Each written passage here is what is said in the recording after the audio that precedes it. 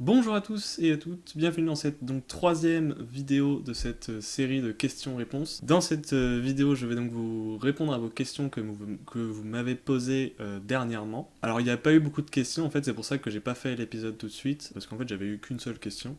Donc c'était un peu dommage de faire juste un épisode avec une seule question. Donc j'ai attendu un peu, et il y en a eu quelques autres aussi, donc je vais pouvoir y répondre. En fait il y a que deux questions au total. Mais c'est pas grave.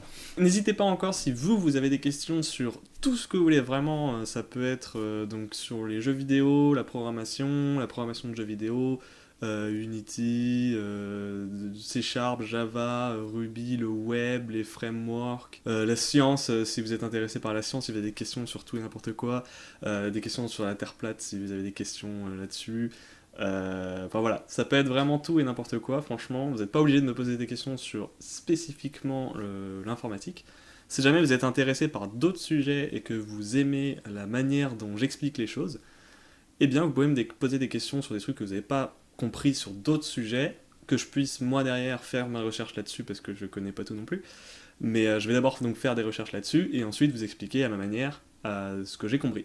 Voilà. Donc on va commencer par la première question qui est donc de Hugo Cardin, c'est lui qui nous avait posé les questions sur Windows Form et tout ça. Et donc qui nous dit j'ai une question qui peut paraître conne, à quoi sert this? J'ai une vague idée de son utilisation mais ça ne m'a jamais semblé utile.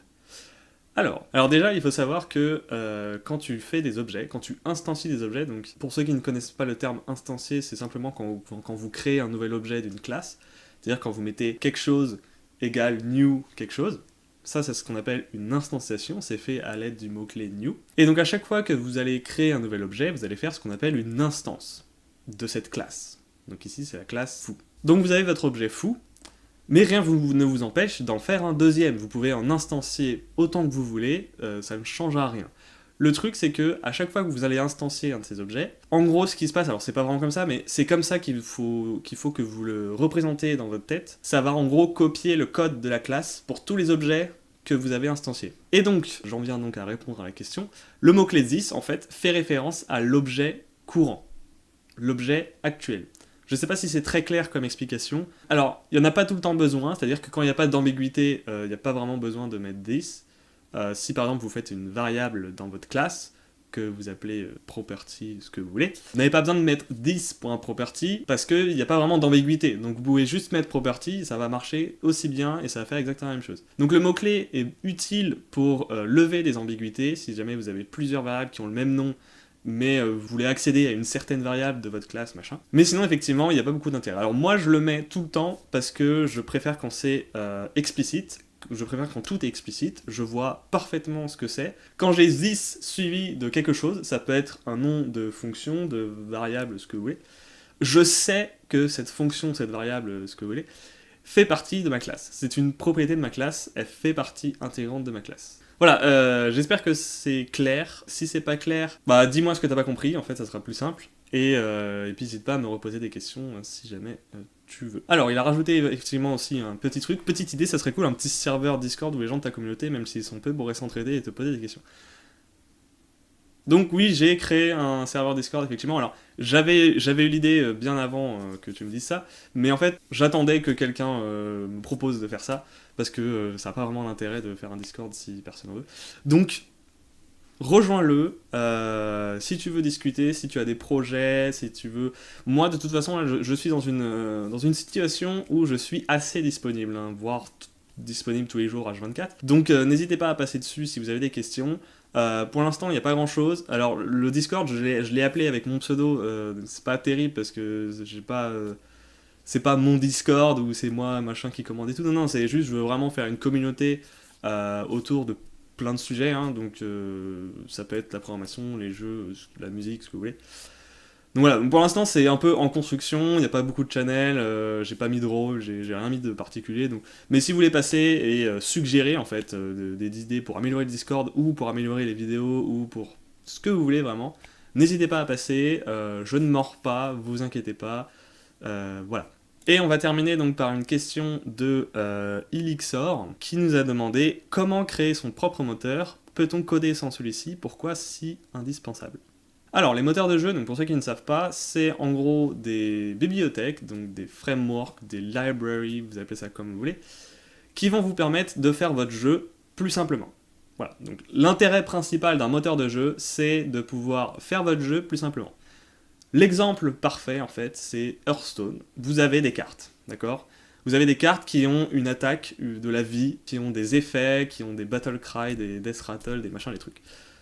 Sans moteur de jeu, vous allez beaucoup galérer parce que vous allez avoir besoin de coder chaque truc indépendamment des autres sans vraiment savoir où vous allez. Si vous n'avez pas l'esprit de faire des moteurs de jeu, si vous voulez, de faire des trucs qui simplifient la vie, et ben ça va vite devenir très compliqué de faire un Hearthstone sans vraiment avoir d'idée sur comment faire.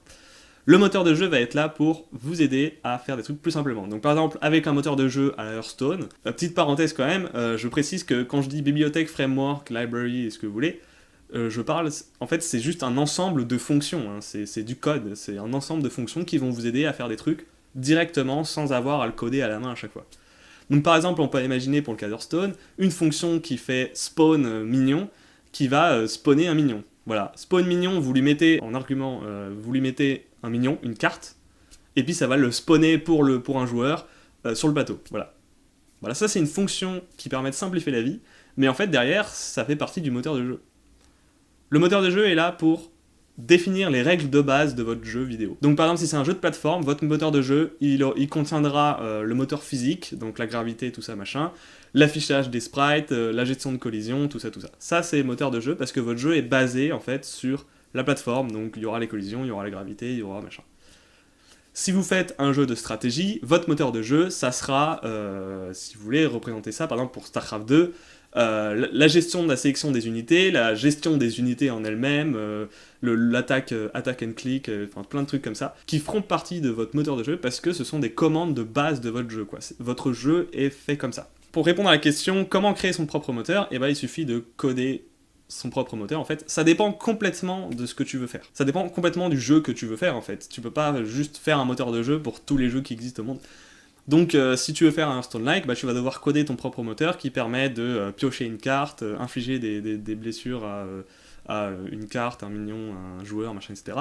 Tout ça, ça sera des petites méthodes, des petites fonctions que tu mettras dans des classes pour t'aider simplement à coder ton jeu plus rapidement et plus simplement. Pour répondre aux questions ensuite, peut-on coder sans celui-ci ? Oui, tu peux très bien coder sans celui-ci, mais je t'avoue que c'est quand même beaucoup plus simple de construire une maison avec une grue et des véhicules comme ça qui permettent de construire des maisons, plutôt que juste avec tes mains et un petit maillet. Voilà, bon, en gros, l'analogie, c'est la seule analogie que j'ai trouvée, malheureusement, mais en gros, c'est ça, quoi. Créer son moteur, c'est simplement créer des outils qui vont te permettre de faire un truc plus simplement, de faire ton jeu plus simplement, c'est tout.